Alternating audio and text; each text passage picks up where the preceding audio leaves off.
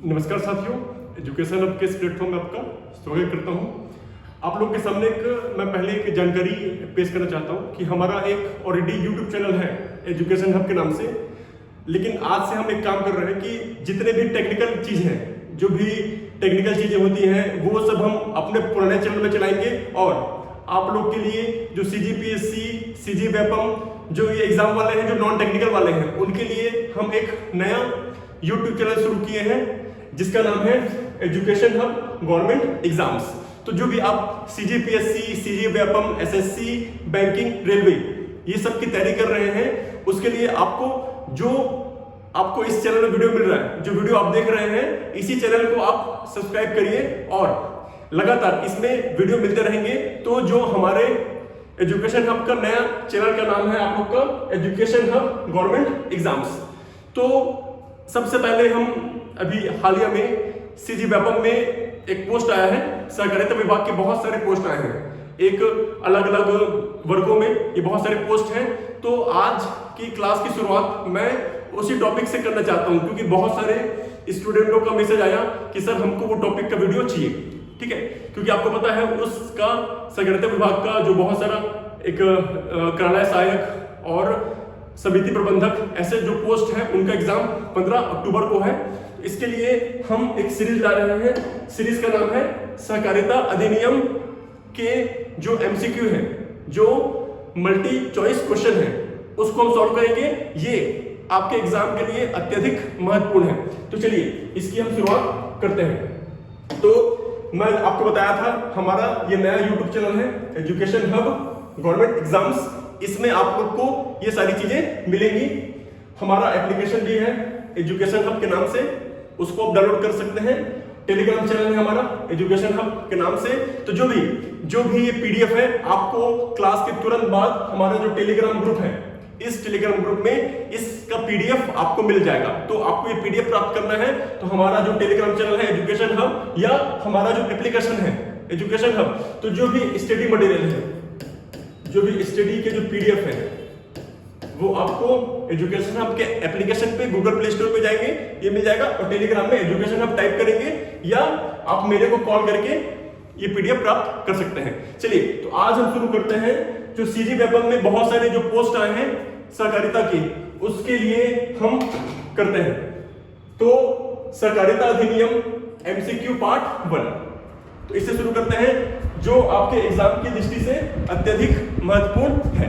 चलिए इसमें आप देखते हैं कि क्वेश्चन देखिए। पहला सवाल आपके स्क्रीन पे दिख रहा होगा, भारत में सहकारी आंदोलन के जनक कौन है?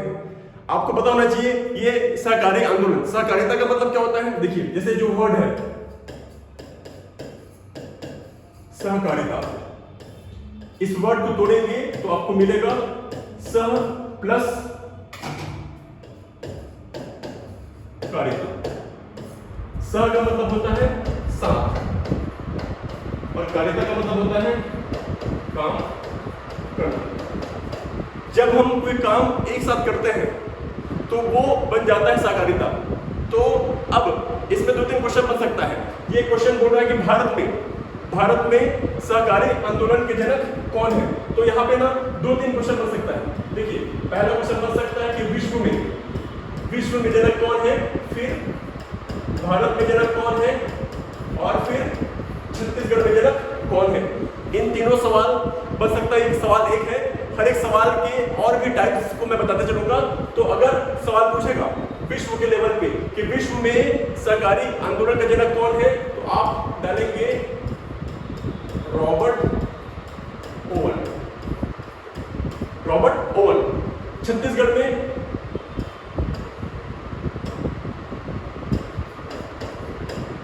ठाकुर प्यारेलाल सिंह जी। और ये सवाल पूछा भारत में, तो भारत में सहकारी आंदोलन के जनक में आएगा आपका निकलसन। तो ये 3 सवाल आपसे पूछ सकता है। तो पहला सवाल आप याद रखेंगे। पहला सवाल क्या है? विश्व में सहकारिता के जनक रॉबर्ट ओवन, भारत में निकोलसन, छत्तीसगढ़ में ठाकुर प्यारेलाल सिंह। तो ये सवाल का जवाब क्या होगा? भारत में सहकारी आंदोलन के जनक का आंसर आएगा चलिए बढ़ते हैं आगे। अगला सवाल है, देखिए सहकारिता जब शुरू आया तो बहुत सारी कमेटी बनी गई थी। कमेटी का मकसद ये था कि सहकारिता हम लागू करेंगे तो वो नागरिकों के लिए सही रहेगा या नहीं रहेगा, इसके संबंध में बहुत सारी विभिन्न कमेटी बनी। तो एक कमेटी थी सर मैकलागन कमेटी द्वारा, तो एक कमेटी थी, कमेटी का नाम क्या था? Sir Maclagan committee. इस कमेटी ने बहुत सारे सुझाव दिए कि आपको ऐसा करना चाहिए, ऐसा करना चाहिए। तो यहाँ पे सवाल पूछा है कि सर मैकलागन कमेटी द्वारा सुझावों में सम्मिलित नहीं है।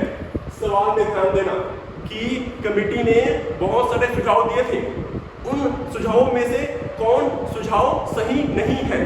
तो सहकारिता के सिद्धांत की उचित शिक्षा दी जाएगी, बिल्कुल। मैकलागन कमेटी ने यह सुझाव दिया था कि सहकारिता का सिद्धांत की उचित शिक्षा दी जाएगी, कि सहकारिता के बारे में सबको सटीक माध्यम से समझाया जाएगा, सरल माध्यम से समझाया जाएगा। प्राथमिक सहकारी समितियों की सहायता हेतु सहकारी बैंक का निर्माण होना चाहिए। ये बात भी मैकलागन समिति ने कही थी, लेकिन सवाल में हम क्या बताना है? हमको बताना है नहीं, हमको बताना है नहीं। और तीसरा है प्रत्येक राज्य में प्रादेशिक सहकारी समिति होनी चाहिए। ये बात भी मैकलागन समिति ने कही थी। तो तीनों बात कही थी। अगला क्या है? भारतीय स्टेट बैंक की स्थापना एक संस्थान के रूप में हो। ये बात मैकलागन समिति ने नहीं कही थी। अपने सुझाव में इन्होंने स्टेट बैंक वाली बात नहीं कही थी। इस सवाल का जवाब क्या आएगा? आपका आएगा डी, क्योंकि सवाल क्या बोल रहा है? सवाल बोल रहा है नहीं है, तो नहीं है में हमारा ये आएगा, ये बात कही थी, ये बात कही थी, ये बात कही थी, लेकिन भारतीय स्टेट बैंक वाली बात नहीं कही गई थी। तो इसका आंसर क्या आएगा? इसका आंसर आएगा डी। चलिए आगे बढ़ते हैं। अगला सवाल क्या है? भारत में बहुउद्देशीय सहकारी समिति की स्थापना सर्वप्रथम किस राज्य में की गई थी? एक मिनट सवाल चेक कर लेता हूं। इस सवाल को थोड़ा सा किस राज्य में की गई थी, थोड़ा सा इसको करेक्ट कर लेंगे। यहाँ पे आएगा एमपी आएगा, देखो मध्य प्रदेश,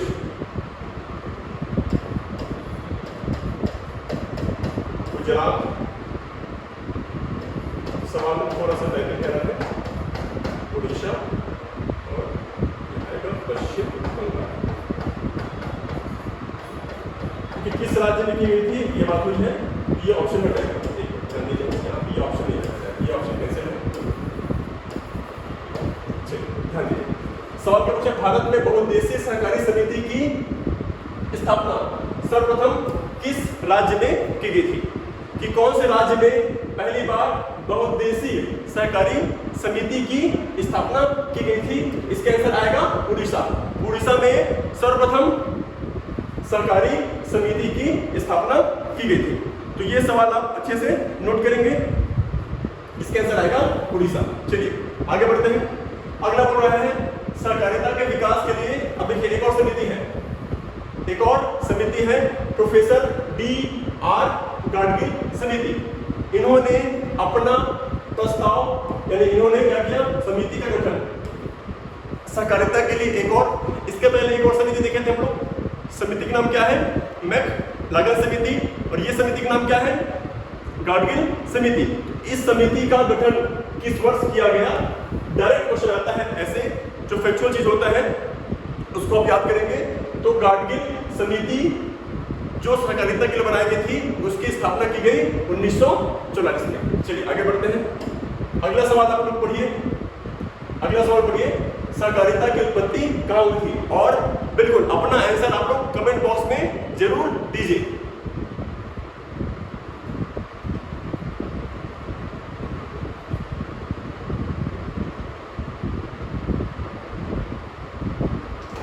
चलिए सवाल क्या है? सहकारिता की उत्पत्ति कहाँ हुई थी? तो सहकारिता की उत्पत्ति आपका यूरोप, यानी सबसे पहले सहकारिता के बारे में यूरोप से शुरुआत हुई थी। फिर धीरे धीरे पूरे विश्व भर में सहकारिता संगठन, सहकारिता समिति के बारे में बहुत सारी संवैधानिक विकास हुआ। तो सहकारिता की उत्पत्ति कहाँ हुई थी? तो बोलेंगे आप यूरोप में हुई थी। चलिए आगे बढ़ते हैं। अगला है सहकारी स्टोर आंदोलन की मातृभूमि किसे किसे कहा जाता है, ये बहुत ही इंपॉर्टेंट सवाल है, ठीक है, कि सहकारिता स्टोर आंदोलन की मातृभूमि यानी सहकारिता स्टोर आंदोलन की शुरुआत कहां से हुई थी? ऑप्शन आपके पास है अमेरिका, अफ्रीका, ब्रिटेन और एशिया। देखिए ये सवाल अलग था, ये सवाल क्या था, सहकारिता की उत्पत्ति हुई थी यूरोप से, लेकिन सहकारी स्टोर आंदोलन की मातृभूमि कहा जाता है ब्रिटेन को। क्या कहा जाता है? ब्रिटेन को। चलिए आगे बढ़ते हैं।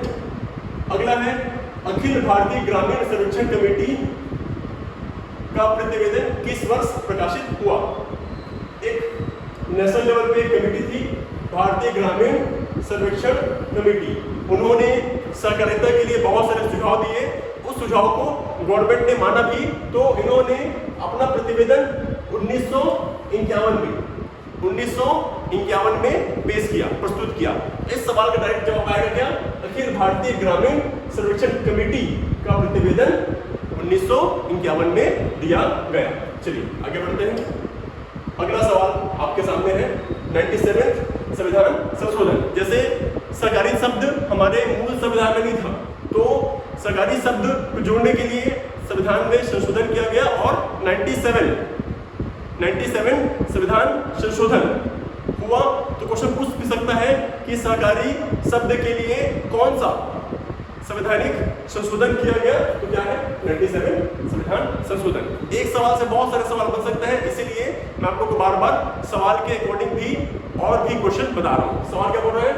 97 संविधान संशोधन अधिनियम 2011 को राष्ट्रपति की स्वीकृति कब प्राप्त हुई? बिल्कुल, आप YouTube के कमेंट बॉक्स में आंसर करिए। ये ABCD, एक मिनट इसको ऊपर कर देता हूं ताकि आपको क्वेश्चन अच्छे से दिखे। चलिए बताइए अपना आंसर।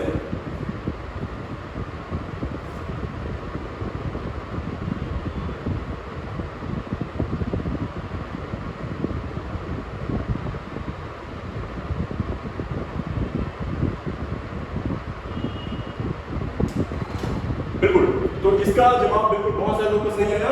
97 संविधान संशोधन अधिनियम को राष्ट्रपति ने स्वीकृति दी थी 12 जनवरी 2012, यानी राष्ट्रपति ने इस संविधान संशोधन पे अपना साइन कब किया? 12 जनवरी 2012। चलिए आगे बढ़ते हैं। अगला सवाल नंबर 9 है। फिर से एक क्वेश्चन पूछा गया है,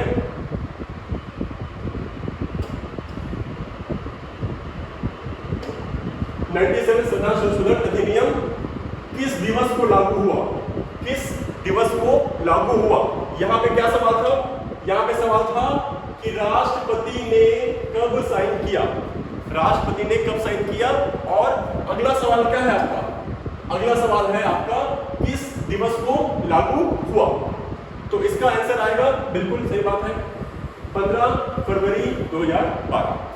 15 फरवरी 2012 को फाइनली ये सहकारी वाला 97 संविधान संशोधन लागू हुआ। चलिए आगे बढ़ते हैं।